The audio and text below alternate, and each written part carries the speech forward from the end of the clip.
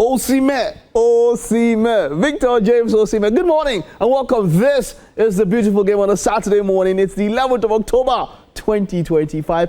My name is Mike Messi-Keno. I have my guys here with me. We're ready for battle. We're ready to war. All the fun, all the excitement that comes to the beautiful game. The whole of today, we're focusing on the CAF qualification for World Cup 2026. Toyo is here. T-Boy, T-Girl, Sam Ademi, you know them. Let's not waste time with all this. Nice day. We the vex. And let's get straight to it. Yesterday, also I was watching two matches, right? I had South Africa on my laptop, and then on the screen I had Nigeria, and it was funny. It was only Benin I could not watch because I was using my phone to insult and send voice notes. You see, you heard some of my voice notes, you know. So I could not. I would have still used the phone to follow Benin, but it was quite interesting what happened on both matches. But then let's start first of all with the Super Eagles. Yesterday, Lesotho won, Nigeria 2. But Nigerians are angry. It seemed like, from the reactions after the match, it seemed like we lost. Why are Nigerians so angry? Because it wasn't a convincing showing. They didn't play like... We yesterday, results before the Nigerian game, even from a different group, we saw Senegal defeat their opponents 5-0. South Africa, Ivory Coast put 7 past their opponents. It was Tunisia, I think, a little bit later. Tunisia 6-0, Algeria 3-0. These are the kind of performances you expect from a Super Eagles that know what is at stake. Those ones didn't have anything too serious at stake. Yeah. But we have... Tunisia already qualified. Yes.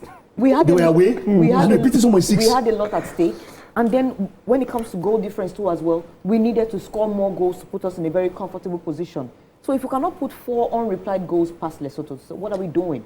They were leaving everything late to, we need to score 2 or more goals against Benin. We need to score 3 or more goals against Benin. It needed to be convincing so that at least we can have the confidence that going into the Benin game, who have beaten us away from home, we know that, okay, at least we have a chance to at least put Benin in their place. But it wasn't convincing. We saw the back line, the defensive back line, their errors, the Nwabali, the miscommunication between Nwabali and Shemi Ajayi. It wasn't so impressive. The midfield play, the attackers, how would we create chances against Benin if we can't create chances against Lesotho? The complaint of, we're taking to Bluffington Celtic's pitch that was looking like the pitch of a farmer. Now we're taking to a very good pitch where the ball can flow very well, fluid football, everything can move, the passes can also be nice, and we still could not create so many chances. It was painful to watch. Finally, we opened the scoring via the penalty, and then of course that assist from Victor Osimhen to Akko Adams. But other than that, the in-betweens, they were not encouraging. And that was what, the Nigerian fans were expecting, that put your body into this, put your soul and spirit into this, come up with that Super Eagles performance that, okay, we will be encouraged. Come Benin, we're going to be behind you as always, and hope that, yes, for Benin, in Uyo, it will be a result that will favor the Nigerians. But unfortunately, seeing what we are playing a 2-1, we almost even considered another equalizer, late game. And you expect me to be so much in confidence that Benin Republic will probably not cause an upset?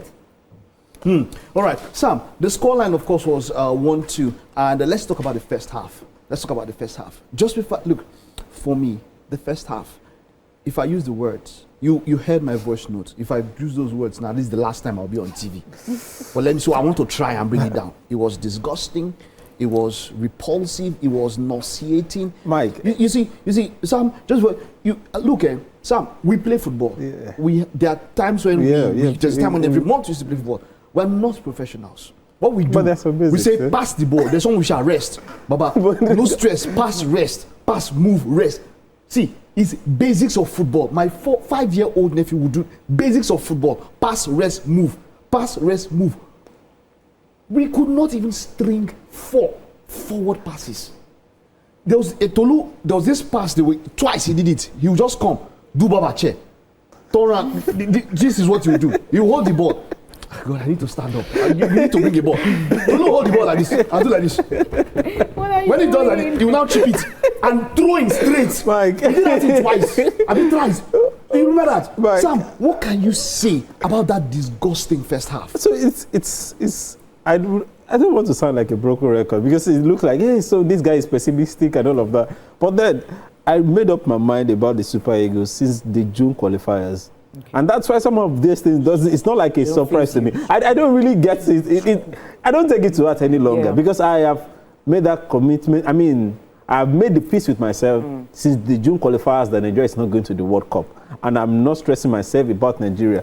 Even though maybe right now there's been that last minute hope that is being given to them. But then you look at the 45 minutes of play. For a team that needs winning, any kind of winning, now that first half they're playing goalless. We are not playing Senegal, we are not playing Ivory Coast, we're playing Lesotho. Rank 155 or so in the world. Nigeria is ranked 45th. Lesotho, we are playing them in a better stadium, probably better than the Uyo Stadium itself. And then this is what we keep complaining. Our guys, they're used to playing at a very good stadium, and that's why sometimes they don't get to perform because they play in some of these African pitches. But then we saw the stadium yesterday. It was a very nice one. How can you start Ademola Lookman, Alex Iwobi, Moses Simon, Tolu Arokodare, Victor Osimhen, and I think we only have maybe 2 shots on target, and one of it from Alex Iwobi in the first half. I'm like, what the? God, I wanted to say that word, but these guys, they don't play well, and it's like, don't they understand what is at stake? And that's when you say now after the final whistle, even though we won, everybody was feeling like because that's how it felt. But the Super Eagles playing Lesotho, even Seychelles, that is being played. Namibia, is it Namibia also? All these small countries that when you play them, you spell their name. That's how you know. You spell their names. We mentioned Tunisia, we mentioned Ghana, we mentioned Ivory Coast. You spell the names of these teams when you play them. Okay. But for us, we just not to be able to do anything. All right. Our resident Super Eagles, Super Falcons, Super Eagles publicity machine. The man who is optimistic about the Super Eagles anytime, any day. Okay. Toyosi Afolayo. Toyosi, it ended 2-1. Of course, there's talk about Nwabali. We'll get into that. But it ended 2-1. The second half, it was a bit better from the Super Eagles. Yeah. Let's talk about that second half. I think what helped us in the second half was the change of tactics and bringing on Akko Adams. I've always said if we want to play the traditional way of Nigeria, which is 4-4-2, we used to play 4-4-2 many years ago. But yesterday we brought it back. 3-5-2 was ditched by Eric Shell. 4-4-2 we're happy. And we wanted to, combine 2 strikers, but it didn't work because both strikers that we used are of similar profiles. Osimhen is just a better goal scorer, better runner than Tolu, but they play similar style. In the first half, we were playing long balls, except from Alex Iwobi, who was trying to channel balls to the left-hand side to Ademola Lookman, but Lookman was not Lookman yesterday. That was not Lookman. It is Lookman. No, that was not Lookman. When I said that, when I said that, what do you mean? This player has not. People are talking about form. He doesn't even have match fitness. Yeah. There's match fitness before you start talking about form. No, he has returned to Atlanta's lineup for 3 games now. He has played 3 games now. Started their last game. Como, their Champions League game, and 1 game before that. So he has played at least. Why should he be in the Super Eagles first team? Because we don't have anybody to replace him. Mike, we can't talk about who are the players. Who wants to replace Ademola Lookman? Ademola is still one of our best players. If he gets dropped, we are going to raise eyebrows. This dude played against Barcelona, scored against Barcelona. Akko. He's not a winger. You saw that guy's movement. You saw how he played. There's something about that guy. And I think that's something that you can even see even from training. If he's not available, if he doesn't have match fitness, Isak is the most expensive player in EPL. He's still not sure. It's Ekitike's suspension that made him start a match. In fact, first match he started, at halftime, they substituted him and he came and was jogging on the pitch. Did you see that? He was jogging. After playing the first half, he was jogging on the pitch. Slot told him to come out and jog on the pitch. Why? The name doesn't matter. How can we still be playing names at this particular point in time? Should Trusekong, yes, captain, he scored the goal. Should Trusekong be starting? Is that our best defender? Iwobi, we don't have a number 10 in the local league or anywhere around the world that Iwobi. People are talking about how a country of over 200 million people, we cannot get one creative midfielder. It's not about numbers. It's not about numbers. It is not. But when numbers are there, then that means that you should have a greater pool to choose from.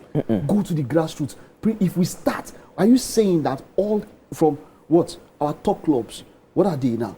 if we call the Ayimbas, if we call the Rangers, if we call the Rebel Stars, our best legs don't play in Chan. Yes, we did. Our best legs don't play in the league. But you see, I am saying that we cannot pick one person from there. When you surround yourself with people, you can elevate your game. Definitely. And that's what I'm saying is this: how is it that some of the most expensive players around Africa, some of the players in the biggest club, they come together and they cannot do basic football? Yes. It's so mind-boggling. that's the. Is it coaching? It is down to coaching. It is down to coaching too. No. I don't think so. But I don't think you it's cannot say coaching. coaching. Coaching has its place. That could be part of it. Look at you in front of me. It's national team football. Coaching is part of it. Is it coaching or is something wrong with these players? Can't you bring your experience from the club you're coming from? Because some of these guys, like you said, they do well in these clubs. Maybe not, but at the basic level of the club they play in. Alex Iwobi has been one of the best players for Fulham this season. And you can always trust Kevin Bassey to start every game, to play every 90 minutes. Yeah. You can always trust that. Moses Simon with Paris FC has also been very good. Since he moved there, Osimhen, we saw him in Champions League. Against Van Dijk, against Konate, he showed. Those are the elite defenders. But then this same guy comes around playing against non-league players or amateur players, and then they don't know how to play what's happening? It's my bogan. I'm talking about basic passes. All of that he did in Belgium last season with Genk, and then what is happening? But you should know Tolu has not been fantastic for Wolverhampton Wanderers. No, he hasn't played many games. He has only played in the Carabao Cup. Yeah. He has started in the Premier League. No, he did. Okay, his first game was a start. What do you think? I'm bemused. I don't know what to say. Is it coaching or is it village on these players? What is it? Why can't look? Top teams when they start. We saw Argentina against Nigeria at the under 20. Top teams when they start, you don't have to warm up. It doesn't have to. be beans way. You won't warm up before warm first. I'm glad you from the first minute you can hit a goal and start piling up goals. Why do we need a whole 45 minutes to learn how to pass? The reason why I'm going to say that coaching is the least. Coaching is also part of it, but it's not holding too much water. You mentioned Argentina. Who was Scaloni before the World Cup? Yeah, Lionel Scaloni. Who was he before the World Cup? I mean, if Scaloni should pass, some footballers, they cannot recognize him. We know that he has been... If you see Scaloni now, he has been some people that they won't recognize him. As a coach, he has not had that credential like that. But the faith was there. Okay, come in and let's see what you can do. We have players that are experienced. They play in top leagues. They may not play for top clubs, but they play in competitive top leagues. And then you come to your country or to the continent to come play football. So you can't bring that same experience and use it here. We see Senegal. Who is Senegal's coach since Averen had left? Who is Senegal's coach? Well, what's his name now? Okay, you mean Sisse. You mean Ivory Coast, right? Aliou Cissé. Before even Ivory Coast, I'm talking about even Senegal. Aliou Cissé left. He left already. He left already, and then someone replaced him. But you have Sadio Mane. You have Jackson has not been so great since leaving Chelsea, but you see how the collectiveness of the team makes him look good. We saw yesterday how was it not Sadio Mane who gave him that chance to score the penalty. Yeah. They've been calling up, and yes, the team, when it comes to the Senegalese national team, that's why for the club side he's not been doing so well. But when it comes to the national team, he just springs to life. He just kind of have a better form. So what you're saying now? So what are we saying? That every time he has to be the coach? These players can come to by themselves and do basic things. You don't need a coach. Do I need to tell you how you need to find your strikers? Passes, how you need to make crosses, pull-outs, or in the midfield, string passes together and put intricate passes to make sure that you are able to catch your opponents off guard. These things are basic things. That's true, yeah. So what is wrong? Is it a cloud? What happens when they enter? When they meet, when they come together, is it a cloud? I'm going to say something quickly so that when they come together, my other colleagues can say something. The podcast, myself and Sunday Oli said, the episode where we had Yakubu Aigbeni, he said something that actually did touch me. He said they are a group of friendlies. They don't talk to themselves. They don't challenge themselves. Well, Sime was doing that. We saw him doing that on the pitch. That is a different thing. Was that photo ops? Let's leave that. But that's a different thing. One person trying to is not enough when players challenge each other where you're fighting for your sport. Now everybody, you see when they bring in 4 strikers, right? On the team sheet. everybody is still looking towards, oh, it's Victor Osimhen that will do it. There is no striker fighting to displace Victor Osimhen, unlike in the previous generation, where, yes, because you are Yerkini, so I want to be the starting man. I want Victor Osimhen to be on the bench. They are all like, oh, it's this. I'm not saying respect should not be there. Respect should be there, but at the same time, also show that you deserve to start and do well. Too many friendlies, too many bodies. They don't talk to each other. They're just friends. Okay. They snap. They oh, can you cook? And that's it. They're done. They don't talk to each other. They don't challenge each other. See, look, I want to make mention. Osimhen can't do it all alone, and that's the same thing Yakubu was feeling for the young man. He can't do it alone. I want to mention again when we want to very soon after TVC game when people are meeting for 5 minutes, what we just tell each other, see, no pressure yourself, no two dribble. I'm telling my words now, and we are of course speaking English. Say, guys, no two dribble. When you do the ball, if man there on you, just give him to the next man, relax. Those are the basic things we see. It's basic, like these are people that have not played for ever. Professional. We've not played professional football. We just want to say, Baba, drop the pass and relax. Drop the pass, move and relax. When I drop the pass, enter space. Is that not the basic of? Like, I don't get. Somebody has to explain how when this gets together. I'm sorry, but then we just plugging a dead horse. We're just plugging a dead horse. We're just plugging a dead horse. It's true. Let's focus on what can happen with Benin. Okay, before we get to Benin, we'll preview the matches. Now let's go over South Africa. I was watching the match also. South Africa versus Zimbabwe. Zimbabwe versus South Africa. Now you know the interesting thing here? In my wildest dreams, I would have expected Zimbabwe to hold South Africa that much. 90 minutes. You know, there was that talk of conspiracy that Zimbabwe would want South Africa to go, you know. But you need to see the fire from these Zimbabweans. Yes. I was impressed. You need to see this fire. They were a man down. And South Africa played football. Let me know. I saw intricate passes. I saw football. They hit the crossbar at least 2 times. That I saw. I don't know if you got. Yes, I don't know. If you got there, and then you know they also got to the point where there was a clearance, 1 or 2 clearances off the line. Yeah. Bottom line, South Africa were just so unlucky. They were just so I think on both sides, because I saw the last 10 minutes of the live game, and when Nigeria was already getting on my nerves, let me just go and see that. So I saw the last 10 minutes of and then I was like, you probably would not know that Zimbabwe was a man down. Yeah. I mean, in that last 10 minutes, you probably wouldn't know that. I was refreshing. Oh my God. Zimbabwe was, and kudos to the goalkeeper, a 40-year-old. Even we have a 20-something-year-old that cannot do. He should be 30. Washington Arobi, oh my God, he was commanding his area at 40. He's still actively playing in SuperSport United, and then for Zimbabwe, it was good. Marvelous Nakamba, who has been in the squad for a while, and then the Wolves player, Masha Munesi. I'm like, what are these guys? They know we're not going for the World Cup. They just want to put their body on the line. This is our home. Even though we are playing, but this is our home. And they're playing all their hearts out. But I think around the 90th minute, they even had a chance that was clear off on the line by the Mukelezi, the guy that later got a red card. He cleared that ball up the line. The red card for South Africa. Yes. Last time should be flogged. No, last time was when he pushed the player down. He did the same thing 2 times. Yes, and then he got to yellow cards. If I am the one, if I'm Ugo Bruce, you will not play for national team again. No, seriously. It really doesn't matter. You can see that. It matters. Robert Wheeler just came and pushed him out. Man, don't waste our time. For me, Mbokazi, he should lie down. The rest of the team should be flogged. It's bonus for the camp. They should not play. But no, you buy lunch for the rest. He's a very good footballer, and he's a youngster. I think he's 21 or so. So sometimes you get all of those things. You just want like, okay, let's quickly play on, and that was all of that. But then he cleared that ball off the line. That could have been a goal for Zimbabwe. That would have just ruined the entire chance that South Africa had. It's beautiful football from both sides. And this, when we talk about the Super Eagles, we just have to mention, because you can always make this comparison. You see South Africa, most of the guys play in the PSL. We tell ourselves that we have all our players playing in Europe. But then the two sides play, and then you know that there's more that is...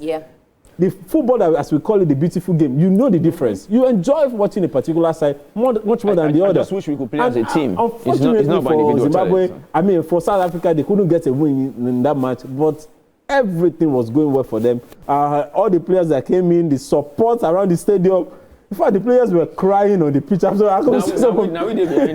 behind them. But now we have a lifeline, right? We'll look at the table, we'll look at Robert, and we'll break down all of that.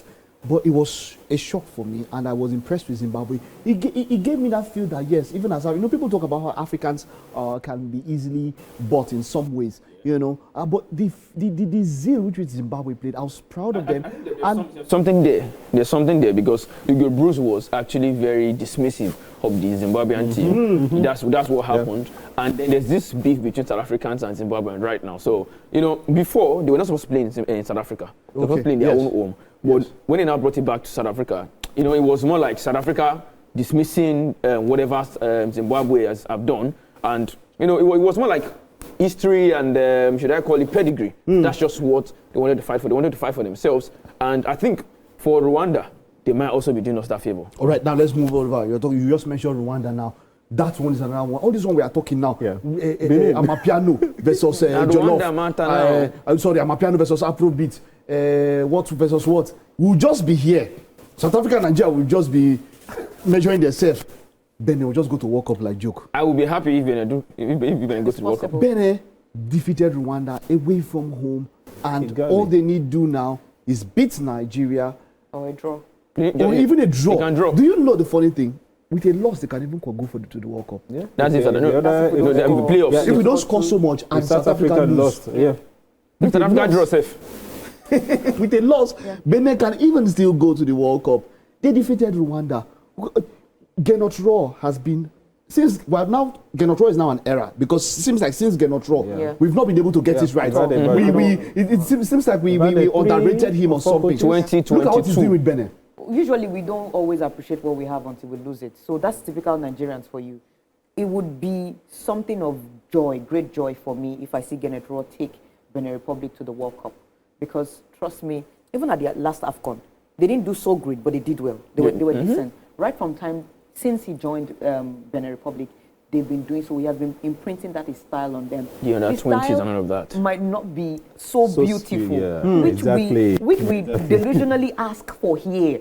It's not as if aside from the golden generation that played some certain level of beautiful football, the results we got from Sia to Keshi, the Keshi played beautiful football before he won 2013 AFCON. No. Small. Counter. No, it was a counter football. Counter. It's counter beautiful football. Counter the beautiful sometimes now. And in many cases, we were efficient. If I get Spain, we got Spain now. We try now because we get on raw. We used to qualify for tournaments with 2 matches to spare, 1 match to spare. If we were to be Nigeria, this easy group will have been a thing of the past. But with Benin Republic, a side that is not even as star-studded as Nigeria. I think this is basically the hardest group. No. Are you whining? Forget the names. I'm looking at it. You're talking about the Benin. Look at their performances. You're talking about South Africa. Look, let's not. When the draws were made. When the draws were made. No. You see what's happening. It was the easiest group. Do you want to be in the group? Okay, you know what's happening now? Okay. It's the same thing. Manchester United fans. That's what's happening with Nigerian fans. You are thinking like Man U fans. You think you are big. We are big. You think you are good. We are big. No. That's what's easy group. It's an easy group. You think you are big. On paper, let me tell you. Okay, yeah. Now you are compare what Africa have done to what we've done. We are talking Finidi. We are talking what's his name? What? Who came after Finidi? We are talking about Guavan and all the rest and all the rest. We are getting coaches 2 weeks to all of this thing. When last? We're still talking about that thing. And when last did we ever play football as a team? And it's not even about enjoying. We're effective. See, after Genoro, we are overrating ourselves. No, we are not. And that is fact. No. See, based on pedigree, very well overrated. No doubt. See, I don't deny that. Based on pedigree in our group, we are very well overrated. But in terms of that group, so yes. 6 World Cups. That means that South Africa have only one. You see South Africa have just 1 World Cup appearance, and that was in 2010. Benin have no World Cup appearance. No AFCON title. Mayanaki is thinking of 2 Champions League. And think that him and Chelsea will be mates because Chelsea have won 2 Champions League. That's what's doing you now. No. See, who be my mate for that? What is that group? Doesn't matter. Who's the past matter? No. As at the time we defeated South Africa at AFCON 2023. The draw. As the time that draw was made, on paper it was an easy group. It was an easy group for us. The Nigerian team overrated. Osimhen was but not too overrated. Lookman was good. Okay. But the point is that Benin not overrated for this group. Benin defeated Rwanda. It was something 70 or 88 minutes. I saw that goal. And I saw. call him Nigerian. They're all Nigerians. He's a Yoruba boy, but it doesn't mean all of them. He's a Yoruba boy, but he's a Beninois. So don't let us mix it together. We know we have a lot of Yoruba. I mean, Yoruba family. But then, like we say, we're extolling the virtues of Geno Oro, and in those teams they have done quite well. Yes. So the point now still boils down. Majority of these teams now. So the team that has every single player apart from Nwabali, which we are going to just fix on. That's the next thing we're talking about now. Nwabali. Apart from Nwabali, every other person is playing outside of the continent. Yeah. Right? Apart from Nwabali. Now you go to other teams, every other person, majority, 95, okay, South Africa have Let's what? say Their first time outside. 90. They have, but every other person, you have majority of the players here. Are these foreign nationals, are they really, if looking at the group now as it was, can't we categorically say that the future for national team football is not by foreign players? See, even foreigners, if you say foreigners are not good, the ones at home too, they've not shown that they can step up. So we're in a fix. So it is a Nigerian It's a Nigerian problem. That's what I want to say. Because we cannot trust, it's a Nigerian problem. We cannot trust the ones at home, and then the ones abroad are also fumbling. So we're in a fix. There's a problem. Because we've seen countries who are doing well with it now. Yeah, that they even mix them. Senegal. Most of their French-born are now playing there, are now coming home for both Ivory Coast, Morocco. Most of their... we saw Egypt. We are the defense. Most of them were the defense. Senegal does not have any player. I don't think they have any player that plays even in Africa. I don't think they have any player that plays in an African club. From Iliman Ndiaye to... Same thing with Edward Mendy and Kalidou Koulibaly are right in Saudi. At least those are the starters there. The Pape Matar with Spurs, Iman Ndiaye. So they don't have any player that play even in Africa. But then you can see that they have a team. So it's not the fact that we are doing players that play in Europe. It's just that one way or the other, Nigeria just seems not to get it right. Whether you are doing home base or we're doing foreign base. Chelsea, now let's get to the major matter on social media. Social media was, especially X, was very, very abusive, and the vitriol from yesterday is just massive. Nwabali was called the heir apparent to Vincent Eyama.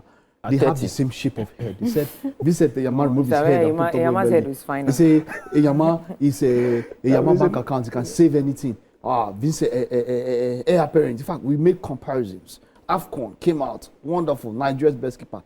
Social media yesterday, I can't, the things I saw. Is that how we are? We can't support. No. Wasn't it just a bad day? Wasn't it just one off day? It's been a long time coming.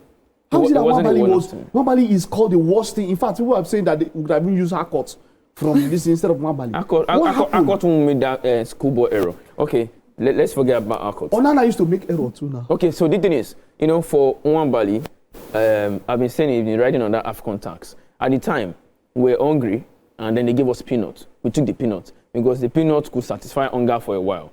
And then afterwards, we begin to realize that the peanuts, you get after AFCON, we begin to realize that the peanuts is actually not enough to satisfy the hunger that we have. Yeah. But we're managing.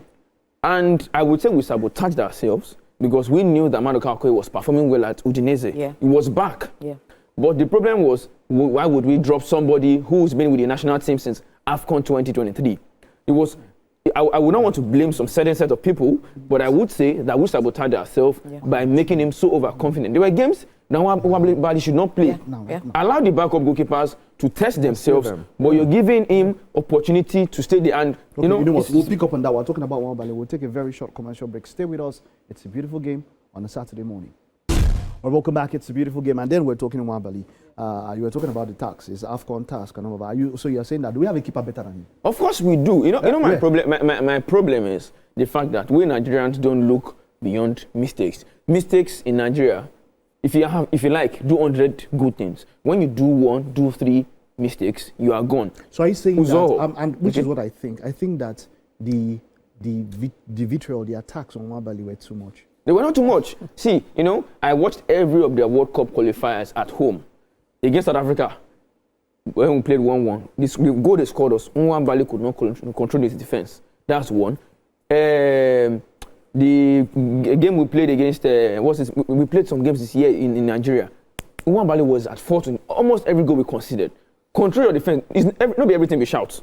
I understand that you have this ginger, you want to hold some players' clothes and everything, but you need to command your defense in the right way. Yesterday, you made over 2 blunders, and they almost cost us that game. Uzor made plenty errors, and that tainted his national team. Maduka Okoye had only about the error that sent him out was that one against Tunisia in 2022. After that, he ran away, and I don't blame him. What should we do in this situation now? Should Nwabali start against Benin? Who else is going to start? Because we've never seen Amos Obasoge and Adebayo Adeleye. Adebayo has played just one game. This is why, if he's going to start, why don't we support him at least until the qualifiers end? But he has been receiving support for so many blunders he has been doing. You don't support somebody when he's off top. No, Mike. Are you saying that we shouldn't have been? Even when he made some mistakes before now, there had been some people who, supported him. Look, with Nwabali, it still goes back to the case of where there is no competition. He said something rightly after that AFCON. Maduka Okoye was doing so well for Udinese. I was even following him. He started getting his confidence back, his mental health. Like we always say, back-to-back seasons. Doing so well. He looks comfortable, and the confidence is high up there. But at the end of the day, how do you integrate players like this back into the squad? We just shunned him out after that situation. You don't just shun players out and then condemn them forever. Put them back into the place. Gradually. You want to use just one goalkeeper all through for every tournament, and you think this thing will not get to his head or it will not even burn out. Let there be competition for places. You think so? Yeah, exactly. Needs competition? No, definitely. Like you did mention of the Maduka Okoye. Maduka came in and then for a few games and then he wasn't playing. Save for the Russia friendly, I think. Yeah. That was like, what's happening? Because there were even times we were calling for, why are we playing friendlies with our number 1 goalkeeper? That was Unity Let's Cup. see the other guys in the Unity Cup against Ghana and Jamaica. Yeah. Yes, we won, but then what are you playing the same guy we've seen? So why are you inviting our goalkeeping standard is very, very low. So our goalkeeping standard is very low. To be fair, yes. Too low. If a Nwabali that still plays for Chippa United, who cannot even get someone to buy him in South Africa, I didn't say international now. In South Africa, they cannot even come for him. They cannot come for him. He's still stuck at Chippa United. Then we are the problem. No, we need to do better when it comes to our goalkeeper. Right. But and I think, let me just round this area. There's so many things we've been saying now that we're not talking about the football body, NFF, and they drop the ball. Yeah. Mostly. In fact, I think whatever it is that this World Cup qualifier goes into, the major bulk of our problem is the NFF. Sam, before you told me I'm flogging dead horse. You know what you are flogging now? This is under dead horse. You're flogging dead angel. You're flogging dead elephant. NFF. We should start that one. I beg. So, you know what happens now? Let's take a look at some of the highlights. Let's take a look at South Africa. It was South Africa were up against Zimbabwe. We'll take a look at that, and then now we'll preview our games. On Tuesdays, all going down. Group C is the most interesting group. Yeah. We'll look at the table, we'll look at the games, we'll preview in the games for Group C of the 2026 World Cup qualification. Let's take a look at those highlights now. Of eThekwini Durban is the host for the latest match in the FIFA World Cup qualifiers for 2026. We are playing in a match in the CAF Group C. It's match day 9 as Zimbabwe take on South Africa. It is Zimbabwe's home game, although they are playing away from home. It is a team that is bottom of the table in Group C and have already been ruled out of any chances at all for qualification against a side who was seemingly cruising to qualification were South Africa. Right now, this could be an early chance here. Osman Apollos with a square ball in, could be dangerous here. And well, Washington, Ruby, man who was a hero for his club side. Marumo Gallants in South Africa's League Cup over the weekend, making doubles, 2 saves in a penalty shootout to advance to the next round of the League Cup, the last 8 at the expense of the more fancied Mamelodi Sundowns, the South African champions, who's deadly efficient as well, gets amongst the goals. This is promising again from Bafana. It's just it was all wrong. His body shape was leaning back, was Sipho Mbule. Third appearance for him. Now, Apollos, the crowd trying to. Well, it's a beautiful game now, and now we're going to take a look at the groups now. Everything. It now comes down to the one final day. Sam is here with me. Toyo C's are there. We're going to be taking a look. Let's start from Group A. We're talking about the teams and how they perform. Egypt. Look at how high Burkina Faso are in second place. We'll get to talk about that second place teams and all of that. But Egypt qualified. I mean, playing 9 matches, winning 7, drawing 2. Did not lose. Mohamed Salah with 2 goals in the last match. This is where the Super Eagles should be. This is the kind of things we should be talking about. Exactly. So wonderful. 4 teams have already qualified right now, and I mean, their qualification have been sealed, and they are all North African countries: Egypt, Algeria, Tunisia.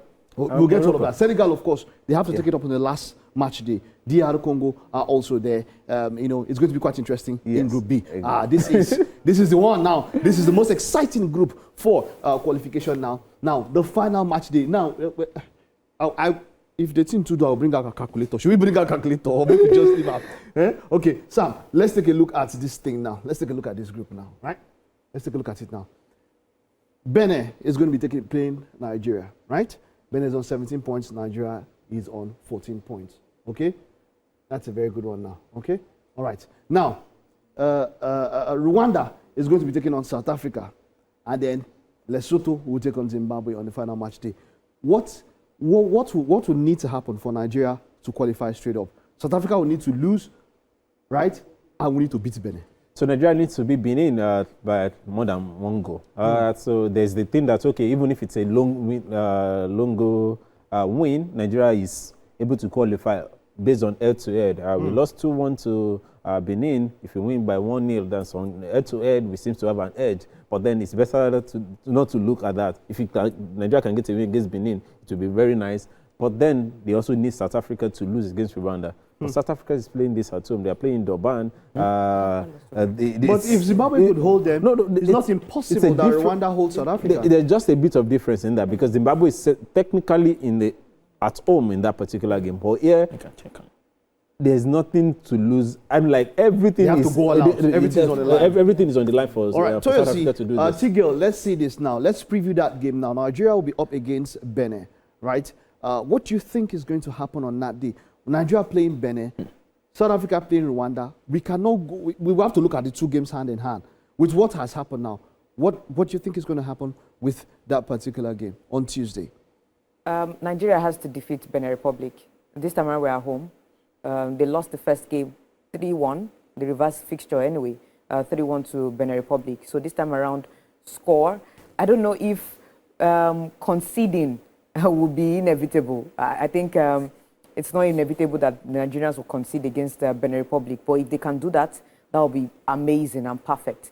I can't even just say Nigeria draw or Nigeria try and play safe. The best result is a win. No dilly-dallying, no sugarcoating this. You have to win.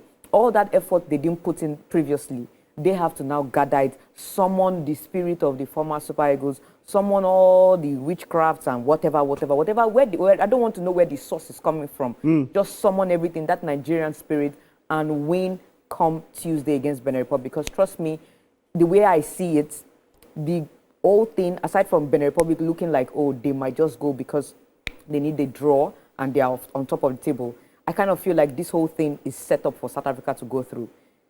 Yes, I feel like they are. T-Boy, she said it's set up for South Africa to go through.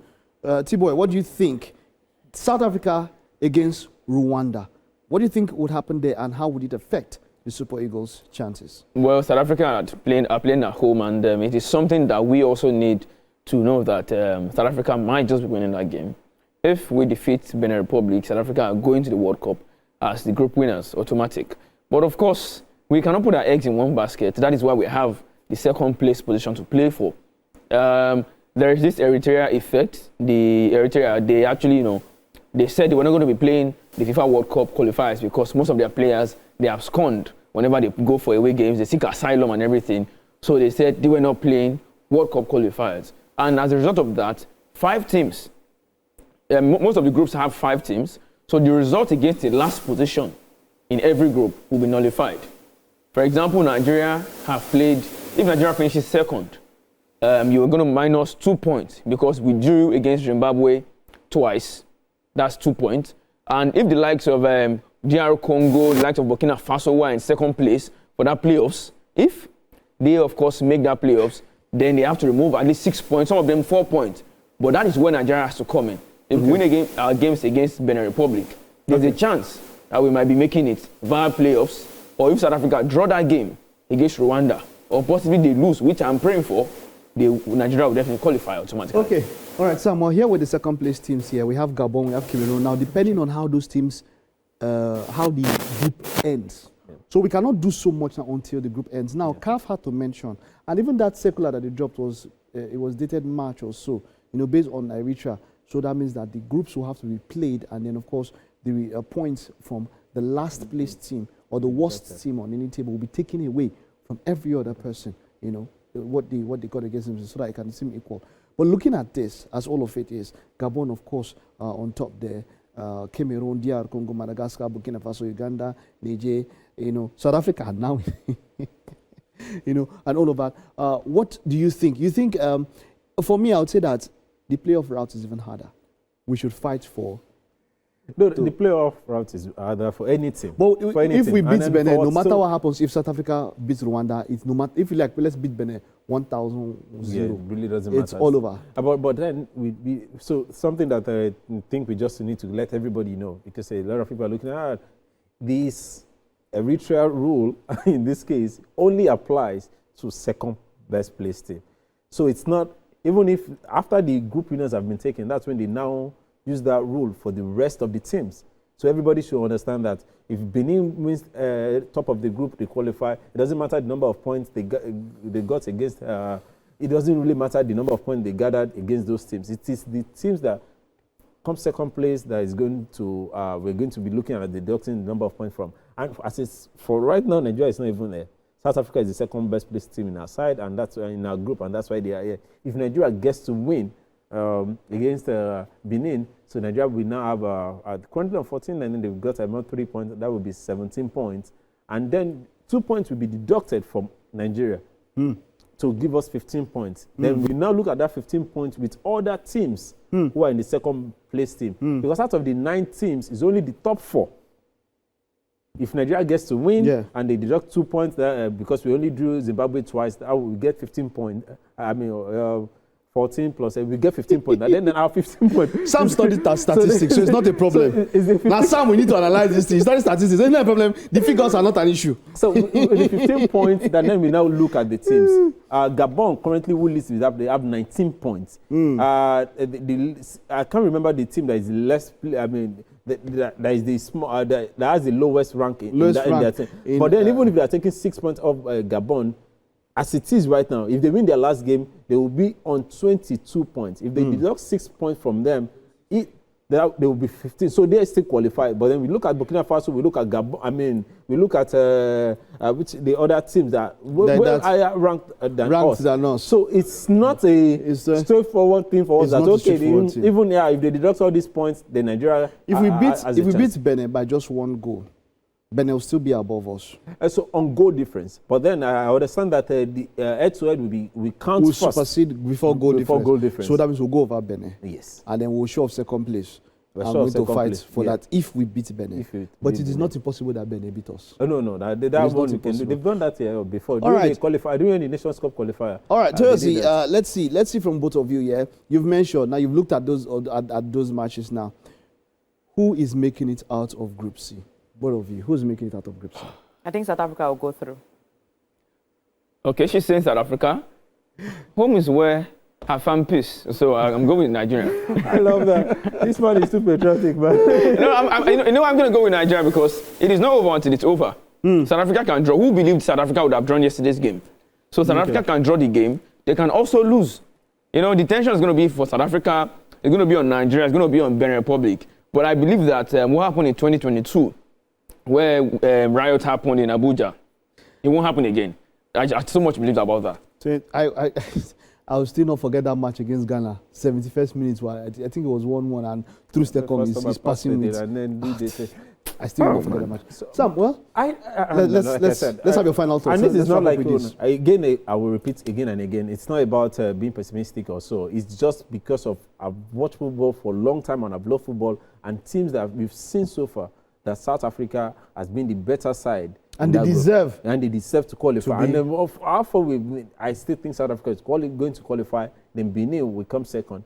And I don't necessarily see Nigeria getting a win over Benin. I don't it's think hard. so. I don't think it's we hard. get a win over Benin. We've only had 3 wins in 9 games, 5 draws. Yes, to be fair to us, we've only lost 1 game, but then we are so used to getting a draw. So and that loss is against Benin. South Africa have only won 4 games too. And now. that's the only. I think the only way we're going to get it as well is just getting a draw in this match. All right, it's been a good show. Toys, he says South Africa only won 4 games. They've won 4 now. How many have we won? It's 1 point that is separating. How many have we won? How many have we won? We've won 3. South Africa have If won 4. we won and add 3 points to here now, do you know we'll be top? Well, you know, it's a thing of what ifs, what ifs. Oh, Benny, please that one. All right, it's been a wonderful show. We just want to wrap up the show. Sam, your son is 3 years today. Yes. Let's give a big shout out. Let's see. I think we have his picture there. Sam, what's his name? Yeah, Erioluwa Daniel Adeyemi. Okay. Happy birthday. It's his 3rd birthday. It's his 3rd birthday. Yes. Okay. A big shout out to him, Daddy, and all of us. I tell you, two of you should wish him happy birthday. Happy birthday, Daniel Adeyemi. Happy birthday. Don't worry, we will use Nigerians want to celebrate your birthday. Thank you, guys. Thank you. All right. That's him. Of course, happy birthday to the birthday boy, and wishing you all the best. Is there rice today? Right. Jollof. That's Sam Handy. We'll do that. All right, it's been a wonderful show. Thank you for being a part of this show. We will see you after Nigeria or South Africa or Benin qualify. We'll see you next time. Bye-bye.